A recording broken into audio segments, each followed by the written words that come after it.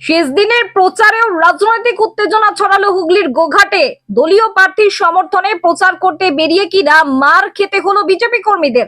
তৃণমূলের বিরুদ্ধে উঠেছে হামলার অভিযোগ। গোঘাটের নকুন্ডা গ্রাম পঞ্চায়েতের কোটা এলাকায় অরূপ কান্তি দিগারের সমর্থনে গাড়ি নিয়ে ভোট প্রচার করছিলেন বিজেপির কর্মীরা। গাড়িতে মাইক বেঁধে এলাকা জুড়ে চলছিল প্রচার। আক্রান্ত বিজেপি কর্মীদের অভিযোগ, দলের মনোনীত প্রার্থীর সমর্থনে প্রচার চলাকালীন হঠাৎ করে তৃণমূলের জনাচারেক দুষ্কৃতী তাদের কাছে গিয়ে চড়াও হয়ে মারধর করতে শুরু করে। 4-5 জন বিজেপি কর্মীকে মারধর করা হয়েছে বলে অভিযোগ উঠেছে। তাদের মধ্যে দুজনের অবস্থা গুরুতর হওয়ায় তাদেরকে উদ্ধার করে চিকিৎসার জন্য গোঘাট ব্লক প্রাথমিক স্বাস্থ্য কেন্দ্রে নিয়ে গিয়ে ভর্তি করা হয়েছে। আক্রান্ত বিজেপি কর্মীরা জানিয়েছেন তারা থানার দ্বারস্থ হবেন। গাড়িতে প্রচার করছি, এই মতো অবস্থায় দেখলাম যে ওরা 4-5 জন তৃণমূলের দুষ্কৃতী ছেলে ওরা ছুটে এলো, এসে গাড়ি থেকে নামিয়ে বেধড়ক মার পেটে মেরেছে, মাথায় এখানে চোখ মেরে ফাটিয়ে দিয়েছে। এই অবস্থায় প্রচণ্ড মারধর করেছে। আমি এই স্বাস্থ্যকেন্দ্রে এসেছি চিকিৎসা করাতে। এরপরে থানায় যাব, পুলিশকে জানাবো, পুলিশ কি স্টেপ নেয়। প্রশাসন ব্যবস্থা নেই। আমরা দুষ্কৃতীর হাতে কেন মার খাবো? আমরা তো মারপিট করিনি, আমরা সংঘর্ষ চাইনি। মাঝখানে একদিন পরে ভোট, অনুরোধ করছি যে শান্তিভাবে ভোটটা হোক। দেখুন না কি অবস্থা করেছে। মন্ডল সভাপতি রাজু রানা বলেন, ভোটের আগে এভাবে সন্ত্রাস করে ভয় দেখাতে চাইছে তৃণমূলের দুষ্কৃতীরা।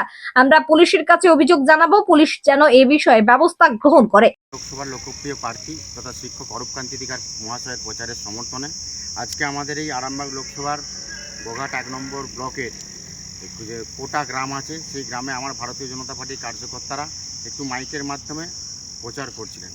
কিন্তু সেই সময় ওখানকার তৃণমূল কংগ্রেসের হারমাত দুষ্কৃতী যারা আছেন তারা আমাদের ভারতীয় জনতা পার্টির কার্যকর্তার উপর চড়াও হয়। তাদেরকে গাড়ি থেকে নামিয়ে জোরপূর্বক মারধর করে একজনের প্রায় হাতে লাঠি দিয়ে মেরেছে, আর একজনকে মেরে চোখের এই অংশটা পুরোটাই কাটিয়ে দিয়েছে।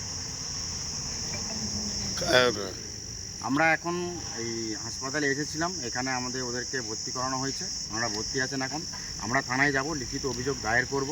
আমরা চাই এই যে হিংসাত্মকমূলক ঘটনা ঘটাচ্ছে, ওরা যদি ছাড়া থাকে, আরও 2 দিন পর যে ভোট আছে সে নির্বাচনে মানুষ গণতন্ত্রের উৎসবে সামিল হতে পারবেন না।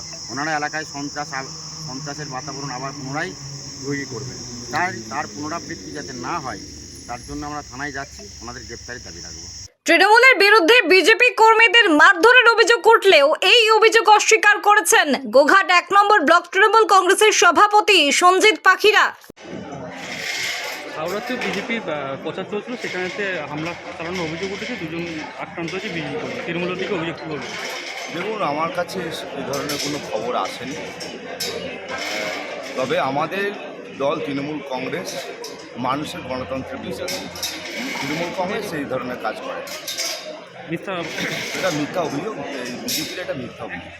নিরোগ ডায়াগনস্টিক, এখানে পাবেন রোগ নির্ণয়ের অত্যাধুনিক বিদেশি মেশিন, অভিজ্ঞ রেডিওলজিস্ট এবং প্যাথোলজিস্টের সমন্বয়ে বিশ্বাসযোগ্য নির্ভুল রিপোর্ট। আরামবাগ শহরের সর্বপ্রথম CT scan, ultrasonography, endoscopy, colonoscopy, colour Doppler, echocardiography, digital X-ray, EMG, NCB, ECG, EEG, advance প্যাথোলজির মতো সুবিধাযুক্ত প্রতিষ্ঠান। এছাড়াও আছে বিভিন্ন বিভাগের অভিজ্ঞ চিকিৎসক দ্বারা ওপিডি ক্লিনিক। ঠিকানা কোর্ট রোড, আরামবাগ, হুগলি। যোগাযোগ নম্বর 9732843677।